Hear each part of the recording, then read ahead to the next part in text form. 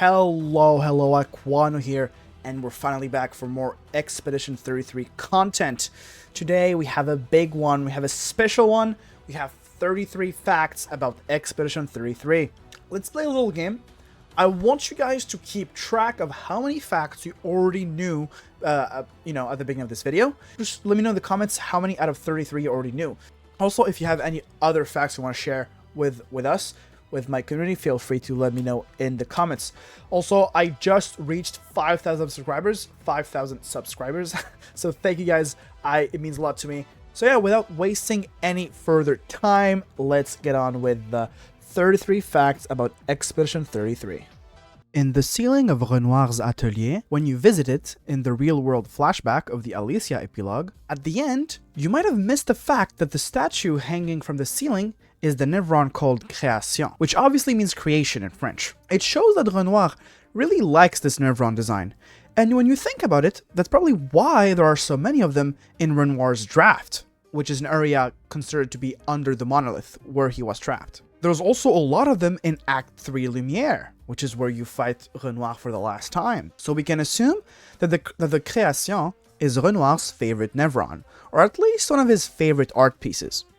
Did you know that when Maelle gommages Alicia in the relationship quest at the Reacher, Verso actually leaves the party if you had him in it? That's a very nice detail, and that's because he is upset at Maelle for erasing his sister without giving him a chance to talk her out of suicide, which sounds very grim, to be honest. Speaking of Verso, his date of death is December 33rd, which you can see on his tombstone. It is very intriguing. It could be just a reference to the title, but this implies that the world of Clair Obscur has an entirely different calendar system and potentially a different solar system. In the Unknown 3 journal, you can hear Renoir's voice talking about a siren. He says, "You speak to me of perfection, but is there really any such thing? Or is it a siren leading us astray?" I wanted to mention this quote because I wanted to talk about the name of the axons that represent his family, particularly the one that represents Aline, his wife. Now, as you know, all axons, 4 of them, represent a member of Renoir's family. And the one that represents Aline is Sirène. Sirène in French, like many words in this language, has more than one meaning. Sirène is the French word for siren, but also the French word for mermaid. And I think the double meaning was totally intentional, because he describes Aline as a loud siren leading us astray, but Sirène, the axon that represents her, also has very similar abilities to a mermaid that captivates you until it leads you to your demise. So I think that's a very, very clever use of the double meaning of the word sirène. When you visit the Opera House of Lumière in Act 3, look around closely, because if you look at the top, you can notice something that's pretty sweet. If you look at the top, you can see the beautiful painting of Sophie and Gustave, which was made by the painter that kind of gave you a small dodging tutorial. He did tell you that he worked for the Opera House and that his painting will have a chance to be there. It is a very nice attention to detail that they included this painting. I miss those two every day. If you are planning to do a New Game Plus, make sure to not spend your festival tokens in the prologue, because if you don't do that, there's a way you can get the baguette weapons. Yep, that's right, there is a baguette weapon for every single character. And they're actually real usable weapons. And they're actually quite good. Now, the problem with these weapons is that the only way to get them is to basically do 2 New Game Plus. Why? It's because most of us have used our tokens in our first playthrough, and to get them, you need to use the tokens at the beginning of the prologue, before you get to the festival. That means you need to do 1 New Game Plus, get your 3 tokens, not use them, and then do a second New Game Plus after that, after you beat the game, and then use these tokens at the bakery shop, which you can access very close to the place where you meet Sophie. Every token can get you 1 baguette weapon. So unfortunately, to get all baguette weapons, you need to do 3 New Game Pluses, which is kinda rough, I am not gonna lie. But hey, for those who are planning to do at least a couple New Game Plus, make sure to not use your tokens. This game doesn't really have any accurate or specific directions when it comes to navigating its areas. It has an overworld map, but it doesn't have any maps for the actual areas themselves. But there is actually a kind of like a very subtle way that the game uses to guide people in these areas.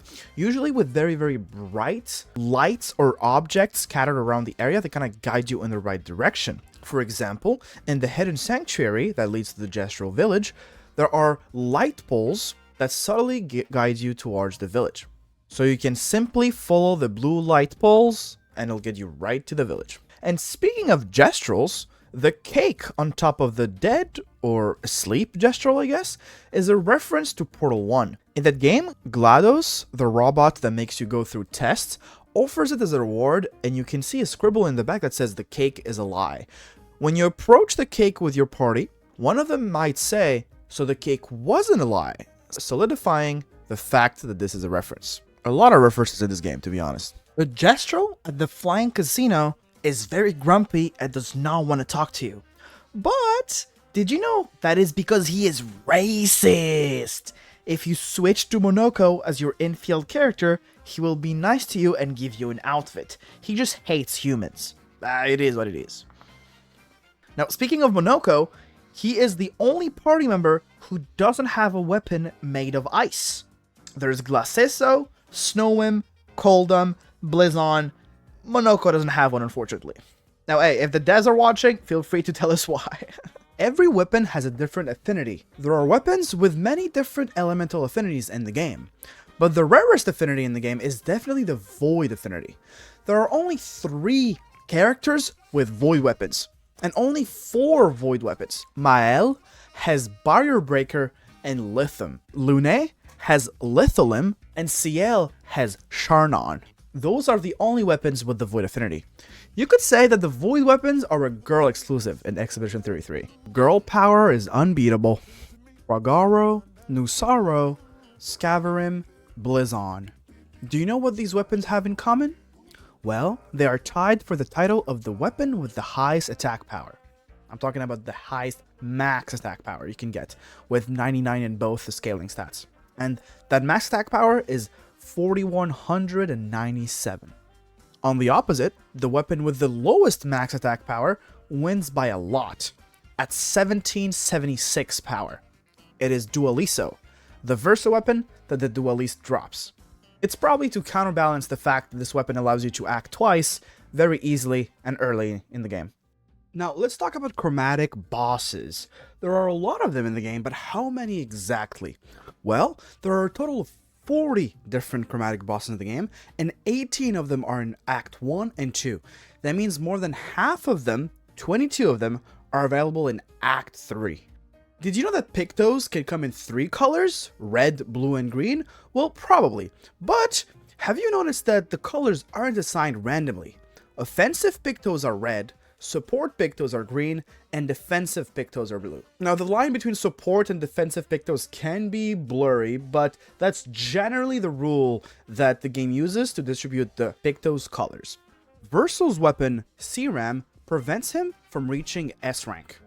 And you might think, well, why would I want a weapon like that? S rank is when he does the most damage. Well, that's right. But with the help of that passive, Verso can literally stunlock any enemy if he's fast enough. The trick lies in the weapon's first passive that prevents Verso from reaching S tier, and his skill, Endbringer, which extends the duration of opponent's stun if Verso is A rank. Now, the reason why this skill synergizes with A rank is that by using it, you will reach S rank and you cannot spam it. But Sirène allows you to spam it, which makes this weapon very, very valuable if you want to do some cheesy strats. Fun fact, there are a total of 193 Pictos in the game. That's a lot. Have you collected them all? Because I for sure didn't. Another fact about collectibles is the fact that there is 33 music discs to find in Expedition 33. Monoco's skills are not equally distributed. Besides his 3 Gradient skills and his 3 Almighty skills, he has only 9 Agile and Balanced Mask skills, compared to 11 Caster Mask skills and 14 Heavy Mask skills. Did you know that there is an expedition that fought the painted Dessendre family? They even managed to capture Alicia. All of that is recorded in Journal 56 by Lisette. Lisette wanted to avenge her friend that got killed by Renoir and wanted to feed Alicia to Nevrons. This story most likely ended by Renoir killing them all and rescuing Alicia. Did you know that the skill with the highest damage modifier in the game is Maelle's third gradient skill, gommage, with a damage modifier of 60? Which makes sense as it represents literally, the act of erasing someone from existence. Now, this damage modifier at first place is followed closely by Luna's third gradient skill, Skybreak, with a damage modifier of 56. Nothing else comes even close when it comes to a single instance of damage. You can actually find a painting of the dev team in the Dessendre family mansion in one of the unlockable rooms. To access this room, you need to enter by the door at the Gestral village. In that dev team picture, it shows the dev team is composed of 31 people.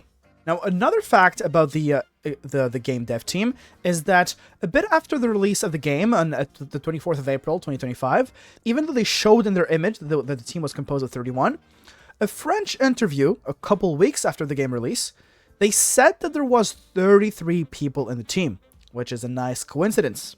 And I'm pretty sure to this day, there was no update to say that there was more than that. So the Expedition 33 dev team is composed of 33 people. Clair Obscur is a French phrase used primarily to describe the distribution of light and dark colors in a picture. It is often used in art classes and theories. But it is also used to describe nuanced situations, because clair means bright and obscure means dark. So it is a brilliant title that ties the nuanced story and its art themes.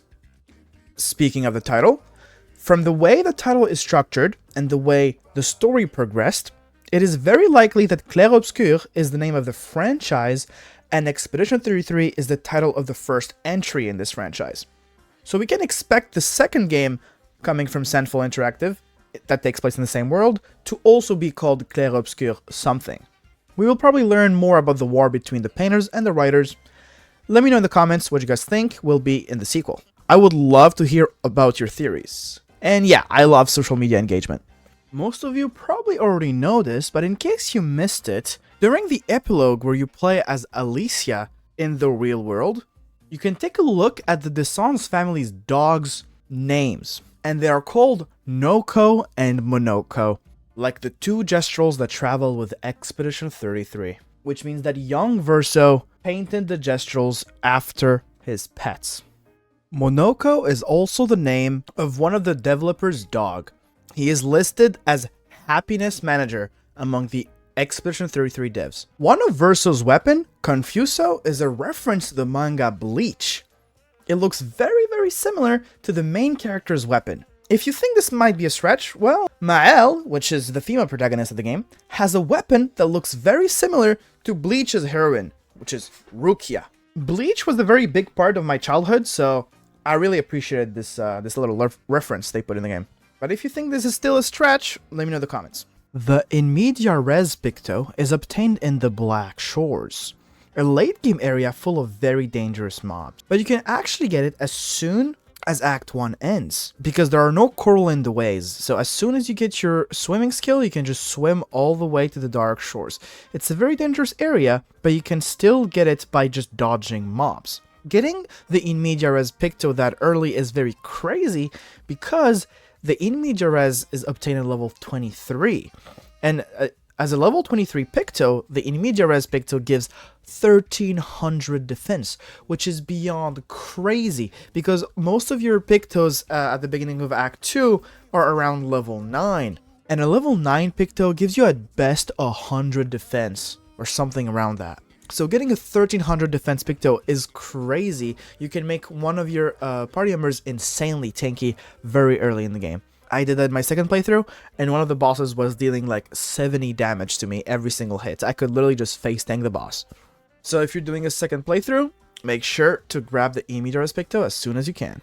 A common confusion in the game's prologue is the protagonist's age and how the gommage works. When the paintress paints a number, it's not those aged higher than it that die, it includes the people who are of that age. So the Expedition 33 is actually full of 32 years old, and not 33. Minus Maelle, obviously. Another fact about their prologue, one that is probably less known, is about the group of dancers you see dancing in the prologue. So you probably remember a group of dancers dancing on stage using pictos to make pretty colors. But have you noticed that one of the dancers is actually Ciel? Personally, I played the game twice and I didn't notice it, so thanks Reddit. You guys probably all heard of the immortal Verso build, which combines Contorso and his gradient skill that gives him a revive. But there's actually a second character that has an immortal build. I say it in quotations because it relies on a bug. It requires Maelle to have her weapon Molarum and the Picto healing boon. That's it. And the bug is this: every time she goes to 0 HP, she heals immediately 50% of her HP with healing boon. Now, what does healing boon does? Healing boon gives you 15% of your HP when you get a buff. And we don't know why, but Molarum as a weapon triggers every time she gets healed and every time she takes damage. And the game considers that a buff, which means she always just gets healed randomly, especially when she dies. So you're basically immortal. This bug definitely breaks the game and doesn't require much setup. And to finish, here is the most important fact of all time, a lesson that the game teaches you, and I'm here to remind you in case you forgot. A wise balloon once said, "Losing a rock is better than never having a rock." Thank you guys for watching these 33 Expedition 33 facts. It, took a lot of time to make this video, so I would appreciate if you would like, comment, and subscribe. Again, tell me what's your score. Tell me if you have any other facts you want to share with me. Also, I just hit 5,000 subscribers, so I am preparing a Q&A video that will come in like a couple weeks because I am going to Japan a couple days after this video gets uploaded. So yeah, I will take a 2-week break. But after I come back, I want to do a 5,000 subscribers special to thank you guys, in which I will answer all your questions. So yeah, feel free to ask me any question in the comments. And I hope you guys enjoyed the video. I'll see you guys next time. It was acwanoyt. Peace!